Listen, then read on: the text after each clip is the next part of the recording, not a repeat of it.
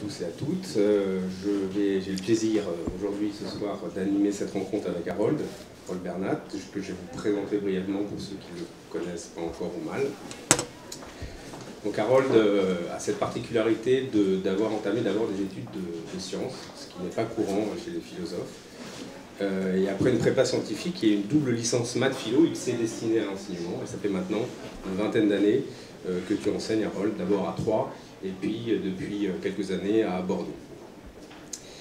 Et puis parallèlement à ça, tu as effectivement produit un certain nombre d'écrits, d'abord des travaux assez, on va dire, académiques, travaux sur Nietzsche, et puis depuis quelques années, des textes qu'on pourrait qualifier davantage de textes d'intervention, qui s'attachent, c'est comme ça que je redéfinirai le point commun, mais tu me diras si je me trompe, comme des livres qui s'attachent à déboulonner un peu certaines idoles du temps, des idoles idéologiques, comme une certaine vision du progrès, et notamment l'interdiction de le critiquer dans un livre qui s'appelle « Vieux réac, faut-il s'adapter à tout ?», paru aux éditions Flammarion. Et puis, plus récemment, des impostures médiatiques aussi que tu as dénoncées en ton temps, et c'est comme ça que d'ailleurs je t'avais rencontré par un de tes livres sur Michel Onfray. Et puis des impostures aussi intellectuelles et politiques. La dernière en date, c'est un livre que tu as fait paraître au lendemain de l'élection du président, qui s'appelait Le néant et le politique, critique de l'avènement Macron, qui consistait à justement s'engouffrer un peu dans la brèche du président philosophe et de voir ce qu'il en était réellement. Alors aujourd'hui, tu nous reviens avec une double parution, un livre qui s'appelle Asphyxie et qui est un livre d'intervention aussi composé de chapitres indépendants les uns des autres, même si évidemment il y a une unité thématique sur laquelle on reviendra, dans lesquels tu développes des observations qui sont issues des faits politiques et médiatiques de ces derniers mois, de ces dernières années. Et le point commun de ces chapitres et l'unité du livre, c'est ce que tu appelles la continuité ou la continuation d'une politique de dépolitisation, on y reviendra tout à l'heure, dont le moment Macron, en quelque sorte, se veut l'acmé ou le sommet assumé d'ailleurs par ce président et ceux qui sont en charge de le promouvoir, c'est-à-dire l'idée qu'avec lui disparaissait un ancien monde, un nouveau émergeait, et par conséquent, d'ailleurs l'avantage de ce nouveau monde, c'est que c'était une sorte de monde post-politique qui dépassait les clivages. Mais on va voir, et grâce à toi, que ça reste en fait une autre façon de faire de la politique, ce que tu appelles une politique de dépolitisation. Tu montres dans ton livre, à travers certains personnages, certaines allusions, que ceci se fait avec la complicité de certaines élites médiatiques et intellectuelles, qui donc contribuent aussi à ce processus de dépolitisation. Alors, il y a aussi évidemment un deuxième livre, tout aussi important que le premier, dont on va parler dans un deuxième temps, qui s'appelle Oraison funèbre de la classe de philosophie, et qui consiste là à se pencher, à revenir sur un événement qui peut paraître un peu microscopique à l'échelle du pays, des enjeux nationaux, mais qui pour nous, enseignants de philo et amoureux de la philo, est très important. C'est la réforme du baccalauréat il y a 2 ans maintenant, et qui commence à faire ses effets pervers, j'attendais dire, et qui représente aussi l'aboutissement d'un certain rapport du politique à la classe de philosophie en France, et tu en retraces évidemment tout le parcours, et évidemment pour t'en plaindre et poser certains constats. Voilà pour la présentation des 2 livres. Donc la rencontre de ce soir, pour résumer mon propos, va consister justement à comprendre ce que signifie... on va peut-être fermer la...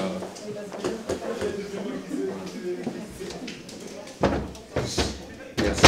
Donc la rencontre de ce soir va consister à comprendre ce que signifie la dépolitisation et, par contraste et en contrepoint, ce que signifie réellement faire de la politique. Toi, j'en discute souvent ensemble et c'est ce que tu me dis, il faut refaire de la politique. Moi je crois comprendre ce que tu veux dire parce que je suis un peu dans le milieu de la philo, mais on va essayer de comprendre ce que ça veut dire faire de la politique et je vais t'inviter à t'exprimer là-dessus. Alors, je vais commencer par une citation du livre, j'en ferai quelques-unes pour aborder notre premier thème. C'est à la page, pour rentrer en matière, c'est à la page 34, où dans un chapitre qui s'appelle L'enfumère nationale, dans lequel tu reviens sur le grand débat national qui avait été organisé par le président Macron au lendemain du mouvement des Gilets jaunes. Enfin, pas au lendemain d'ailleurs, parce que le mouvement continuait. Voici le paragraphe, et je vous le cite en entier. Le grand débat national n'aura donc été qu'une mise en circulation de la parole recyclable et réversible. En première lecture, nous pourrions objecter que le débat exclut des thèmes, qu'il s'agit là d'un faux débat, comme si nous voulions préserver la possibilité d'un vrai. Ce regret est toujours un leurre qui laisse à croire que seul le contenu du débat fait problème quand, à travers des logiques de dissuasion, c'est l'ensemble du dispositif qui rend toute parole impossible. Nous sommes ainsi arrivés à un point de rebroussement. À partir du moment où le pouvoir est capable, dans des opérations de communication réversibles, de tout recycler indéfiniment, de transformer la parole contestataire en une bouillie insituable, la pensée critique doit prendre un autre chemin. Les nouvelles formes de pouvoir consistent à rendre la parole impossible. Après avoir détruit les conditions de l'échange, le grand débat national n'aura eu d'autre fonction que d'empêcher la critique politique en se réappropriant les mots de la révolte, en les neutralisant dans une circularité vide. Alors, quand j'ai lu cette phrase, j'ai eu envie évidemment de te poser la question, puisque tu critiques ici le recours au débat, et on a pourtant l'habitude d'associer la démocratie et la polémique, le démos grec et le polémos, c'est-à-dire le fait d'exprimer et d'essayer d'arbitrer des conflits sociaux, des conflits qui traversent le champ social. Or, donc, du coup, tu consacres la première partie du livre à critiquer la forme actuelle prise par le débat. Mais, je vais faire une question un peu naïve, mais participer au débat, accepter de débattre, n'est-ce pas le fondement même de la participation civique? Question. Et deuxième partie de ma question, tu te réclames de la République.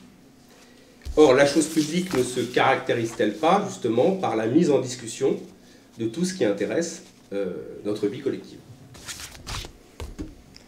Alors, merci Mathias pour ta synthèse précise et, voilà, et profonde. Par rapport au débat, alors, je crois que d'abord, pour bien comprendre tout ce qu'on va dire ce soir, je vais reprendre un concept qui a été mis en avant par un collègue, professeur de philosophie récemment, lors d'une manifestation en soutien à des collègues à Poitiers. C'est le façadisme. C'est quoi le façadisme? On maintient la façade, donc on utilise des mots qui sont ceux de la démocratie, de la République, du débat, du diplôme national pour le baccalauréat, de la République aujourd'hui, des valeurs de la République, de la liberté, des Lumières, un discours qui a été donné par Emmanuel Macron à Nantes, où il parlait de poursuivre l'exercice des Lumières. Donc ça, c'est le façadisme. Derrière, on détruit, mais on maintient la façade. On maintient la façade pour la communication médiatique. Et au bout de quelques années, 2, 3, 4, ça dépend du rythme, la façade est détruite, la façade est abattue, et il ne reste plus rien. Ça, il faut bien comprendre, ça c'est la thématique générale de l'affaire, un jeu entre les signifiants et les signifiés. Et c'est exactement ce que j'avais travaillé, parfois maladroitement, mais j'essaie d'approfondir cette ligne-là dans le bouquin sur Macron. C'est ça qui m'avait même à la fois évidemment énormément blessé, parce qu'un professeur de philosophie, et Mathias le sait aussi bien, voire mieux que moi, c'est d'abord avoir un discernement critique et intellectuel sur les mots qu'on utilise, c'est réfléchir au discours, au langage. Et quand on voit une telle malversation, avec, Mathias le dit très justement, la connivence viscérale d'une classe sociale, culturelle, bourgeoise, on y reviendra, qui a fait aussi Macron, le président philosophe, on s'aperçoit que, évidemment, tout est faux. Donc on va se balader ce soir dans un décor en carton-pâte. Premier carton-pâte, le débat. Alors moi, je reviens très rapidement pour répondre à ta question, aux origines de la démocratie. La démocratie, nous dit par exemple Cornelius Castoriadis, c'est l'institution de la société par elle-même, lucide. Mais la démocratie, c'est en effet la délibération, boulesis en grec. Il y a démocratie lorsqu'il y a des assemblées délibératives qui ont un pouvoir, il faut bien comprendre, un pouvoir après la délibération. Démos, le peuple, kratos, le pouvoir, mais ce pouvoir, il naît du processus délibératif. Lorsqu'on a une convention citoyenne qui délibère, donc qui débat en ce sens, sur des questions de fond, sur l'écologie par exemple, avec des perspectives différentes, on peut évidemment s'opposer, on va en parler, d'ailleurs l'opposition est très riche, et j'espère que ce soir il y aura des questions critiques. Le problème c'est qu'à la fin, eh bien, c'est le fait du prince. C'est-à-dire qu'il y a quelque chose qui sort de ce fameux débat, mais je ne sais pas, par exemple la taxation de 4% des dividendes pour financer la transition écologique, non, ça c'est non. Ça c'est le fait du prince, mais ça c'est pas la démocratie. La démocratie c'est justement le débat, mais au sens d'un pouvoir de délibération. C'est-à-dire que la boulesis, elle est pratico-effective. C'est-à-dire qu'à l'arrivée, à la fin, il y a une décision politique qui fait force de loi en fait. Bon, ça c'est une première chose. Tu as parlé de dispositif. au Satzdagenbend, c'est exactement ça. C'est un dispositif de dissuasion, c'est un dispositif de neutralisation. Lorsque j'entends Marlène Schiappa dire « il faut débattre chez vous », débattez chez vous. Est-ce qu'on a demandé aux gens de débattre chez eux lorsqu'il y avait l'affaire Dreyfus? Non. Ça débattait parce qu'il y avait des lignes de force dans le pays, il y avait eu des oppositions et la profondeur de l'attaque qui était portée était telle qu'elle fracturait le champ social, elle fracturait la société. Je ne vais pas attendre de Marlène Schiappa, qui est une professionnelle de la communication, de savoir s'il faut que je débatte le soir avec mon fils en mangeant des pâtes. Donc ça, c'est non. Et donc on voit que c'est un impératif, en fait c'est un ordre, c'est-à-dire débattez. Donc quand le débat devient une injonction à débattre, eh bien, on voit bien qu'en fait c'est un dispositif de neutralisation. Et dernière chose, ce qui nous a fait doucement rigoler, les professeurs qui sont là le savent évidemment comme moi, c'est de voir les médias s'esbaudir, n'est-ce pas, devant Macron qui parle 6 heures tout seul, un monologue de 6 heures, c'est formidable, quel talent, quel génie. On fait ça comme Fidel Castro. Comme Fidel Castro, bon, on fait ça tous les jours, mais à la différence, on est interrompu par les élèves, ce qui est quand même très sain. C'est pas un monologue où on fait le pan dans une assemblée qui est conquise et où on exclut d'emblée toute opposition politique. Voilà, donc on dit aujourd'hui du fake, mais attention, c'est beaucoup plus profond que ça, ce sont des dispositifs de pouvoir. Deuxième chose, et c'était le centre de ta question, sur la République, on y reviendra par rapport à la polémique. La République, disait Marc Bloch dans Pourquoi je suis républicain, en 1943, c'est faire le pari de la liberté. Et la liberté n'a de limites que les limites qu'elle se crée, qu'elle se donne. Voilà. Et en ce sens, pour qu'il y ait véritablement République, il faut qu'il y ait société des égaux. Et un dispositif qui accouche, comme ça a été le cas du grand débat national, d'un monologue national filmé par toutes les télés françaises, où il n'y a pas justement société des égaux, c'est-à-dire capacité d'élaborer en commun les problèmes qui sont posés dans le champ politique, c'est évidemment là aussi quelque chose qui, ça on y reviendra, profondément pour moi anti-républicain. Merci. Alors il y a un deuxième thème aussi qui traverse ton livre, c'est évidemment la place que ce dispositif et d'autres laissent, ou plutôt la façon dont ces dispositifs cherchent à occulter ce qu'on appelle la pensée critique. Et on va revenir d'ailleurs sur ce concept de pensée critique, mais tu dis qu'il n'y a pas de politique sans exercice de la pensée critique. Or, dis-tu, aujourd'hui, tout est fait pour la rendre impossible. Je vais lire un petit extrait dans un instant pour vous le montrer. À commencer par l'impératif de protection des consciences individuelles. Malheureusement, l'actualité ici va venir directement impacter notre échange. Au sens où vouloir donner tort à quelqu'un, c'est aujourd'hui prendre le risque de blesser une sensibilité particulière, de porter atteinte à la liberté de conscience. Et d'ailleurs, c'est à ce moment-là que tu parles, page 85, d'une véritable politique de dépolitisation en jouant là-dessus. Alors, je voudrais juste lire l'extrait dont il est question, et je te donnerai la parole. C'est page 85, tu dis dans un des textes qui s'appelle « Désenfumage », il y en a plusieurs, « C'est pour cette raison que les appels au respect et au vivre ensemble dans une situation de conflit idéologique, et non simplement religieux, participent pleinement d'un travail de sape qui place le « je suis comme ça » avant le « je pense ceci », le « vous m'avez blessé » avant le « vous avez tort ». Cette politique de dépolitisation consolide un espace économique segmenté offert aux entrepreneurs de l'offre rentable. Je pourrais continuer à lire, mais je préfère m'arrêter là. Donc, est-ce que tu pourrais nous expliquer ce que tu entends à travers cet exemple justement du recours à la sensibilité des individus pour éviter de porter la critique, ce que tu entends par une politique de dépolitisation? Alors, je vais reprendre en fait la première question pour répondre à la deuxième. Tu parlais de la polémique. Alors, polémikos, en grec, c'est celui qui est disposé à la guerre. Il y a toujours eu, et ça depuis la naissance, on pourrait dire les origines de la philosophie, une question très profonde sur cette question de la polémique et de la critique. Ce qu'on reproche aux fameux polémistes, c'est de déclarer la guerre, c'est-à-dire c'est de faire mal, c'est de porter les coups, c'est de blesser. J'ai retrouvé un texte, et je vais en parler très rapidement, de Michel Foucault, qui est présenté comme quelqu'un de très critique dans l'institution. Un texte qui s'intitule, justement, qui travaille sur la question de la monstruosité de la polémique. Et le polémiste serait un monstre.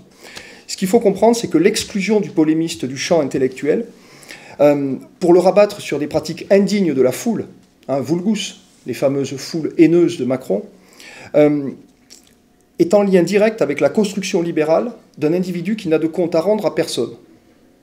C'est-à-dire, je m'explique bien, la conscience libérale, pour moi, doit exclure la polémique, ou plus exactement, faire de la fausse polémique.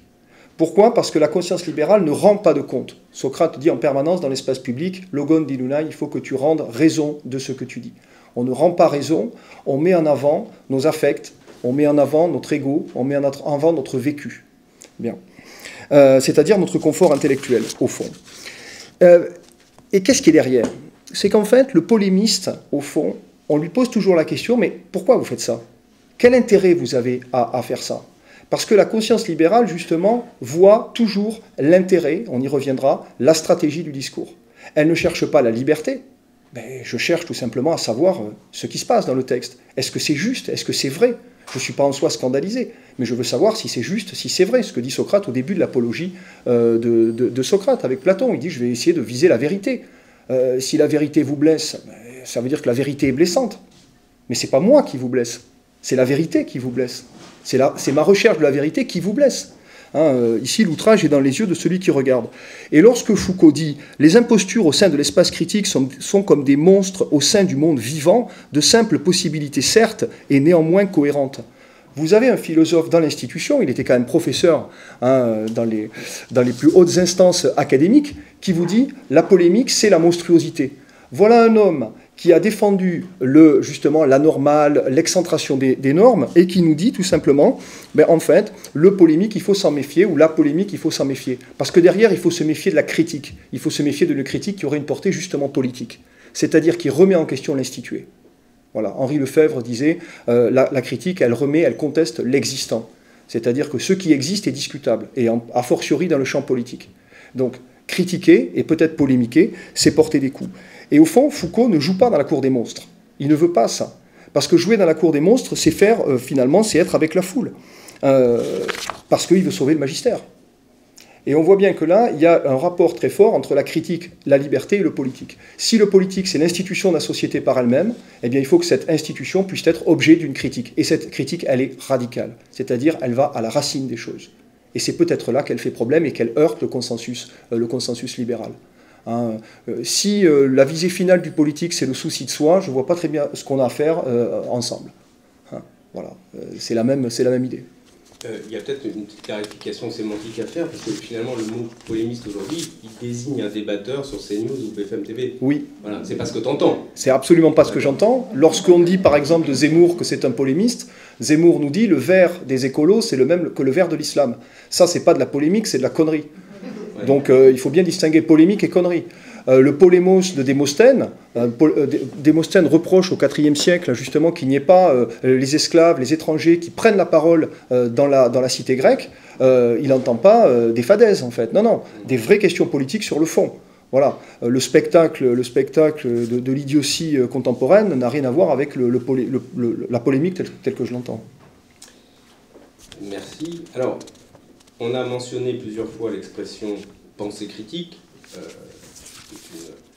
Une expression qui a une histoire, qui est chargée de signification. Tu vas revenir là-dessus justement, parce qu'il serait peut-être utile que tu définisses ce que tu entends par là, mais justement pour introduire ta réponse, je te cite page 105.